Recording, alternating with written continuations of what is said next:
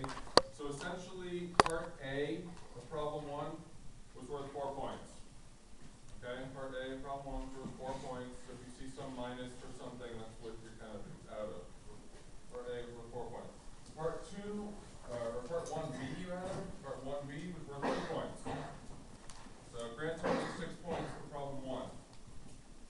Then the part 2A was worth 3 points, 1 point for each of the 3 vectors, and then 1 point for each of B, C, D, E, F, and G, for a grand total of 15 points. Any questions on that? If you have questions on your particular exam, you can come up and ask me later. And then just about, I sent an email, I don't know if you got this, check your email, talking about the overall course grading, the way it's showing up in Moodle. So I set Moodle up to drop the lowest exam. Seeing as there's only 1 exam in there, that means no matter what it is, it's dropped. Whether it's 100, it's dropped. Whether it's 0, it's dropped. And so the only things in your grade are the little 2-point assignments that Carl gave you, which you may have done some number of, and this homework. And that's it. So your whole grade at the moment is based purely on the homework and Carl's little assignments. Now, of course, in reality, what's what I've just said. So I set Moodle up to drop the lowest test. Oh, so you have to go. I haven't put mine in yet, because I haven't graded it yet. And so seeing as there's only 1 test in there, it's dropped. So it's just, now in reality, of course, the biggest factor in your course grade is going to be the exam. My 2 and Carl. So don't get too, I don't know, I guess too wrapped up in whatever your grade is at the moment, because there's a lot, the heavy things are still to come in, essentially. Since Carl was a big drop. I was almost tempted to just throw in default values like 75 or 80 for everybody for my 2 exams, then it would be a little more representative, assuming that's what you got, would be a 75 or an 80, but I thought that would be more confusing, so I didn't do it. So any questions on that? Yeah, if you say did the homework for Carl and like you never submitted it, but you still have it, like you figure that out, or is there going to be held against this? Or It doesn't. So it's like it never happened. okay, It's not held against you, but and that's too big a can of worms for me to try and reopen. I can't. I mean, there's like half of them, or more than half, yeah, that Carl didn't enter anything in for. So the way, if Carl didn't put anything in, it's like it never happened for you. It just never happened. If Carl did put something in, for the most part he put in, it was pass fail, and he put in 100s. There were a couple where he put in like sort of a partial credit. So I changed those partials to 100s, those few people who have partial. And so essentially if you had any grade at all entered for those for Carl,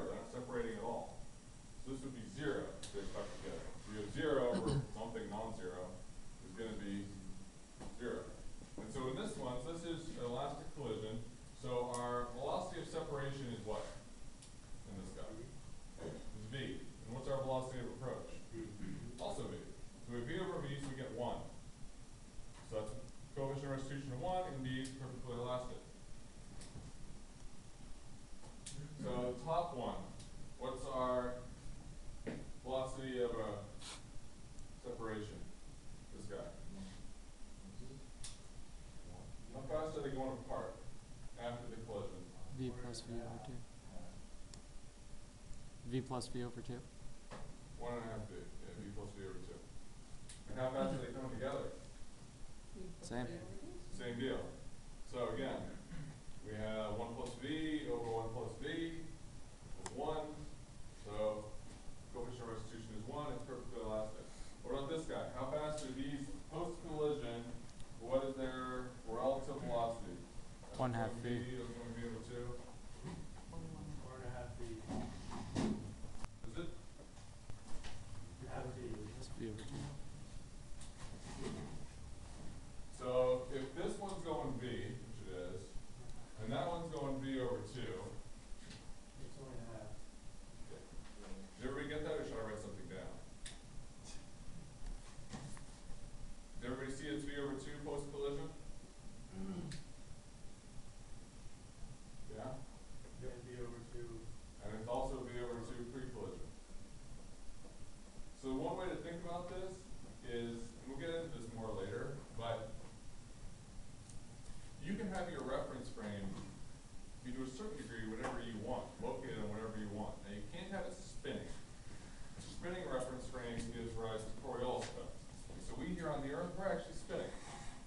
The Earth is spinning. It's up here somewhere, Justin.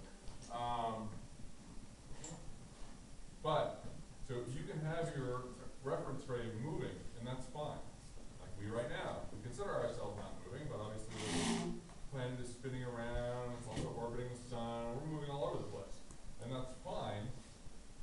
And you can do that here too. So I could complete my reference frame, instead of having say my reference frame being the screen, say my reference frame is the E, an elastic, that's my P0, right?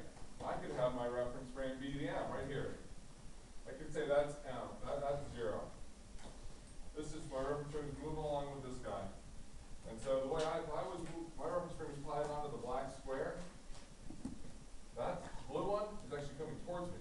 It has a velocity V over 2 this way, pre-collision. And post-collision, again, my reference frame is this guy. Now it's moving away from me at V over 2. And that's totally fine. I can attach my reference frame to that. And sometimes it can be helpful with thinking up this stuff.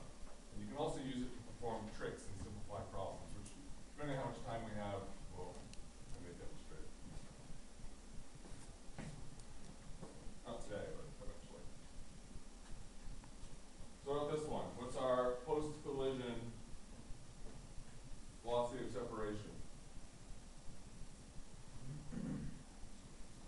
So this one's going away that way at 5/3. 2V. That one's going that way at 1/3. So we add 1/3 to 5/3 and we get, yeah, so we get 6/3, 2B. And so what is the pre-collision? 2V. Velocity of approach? It's 2V. plus